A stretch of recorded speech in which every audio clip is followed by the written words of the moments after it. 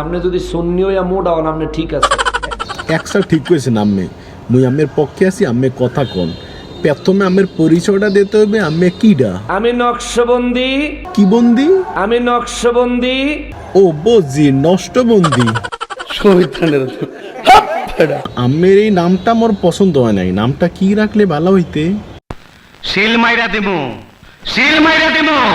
ডিপজল ভাই, আম্মে শিল মাইরিয়ে দিয়ে না, শিল মাইরিয়ে দিলে কিন্তু এই যে জিলাপি খাইতে পারবে না। আচ্ছা নষ্টবন্দি সাপ, এই জিলাপি বেশি খায় কিডা?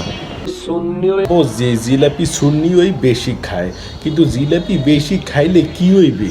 গার মোটা হইব, আর কি হইবে? পায়ের গোড়ালি মোটা হইব, আর কি হইবে?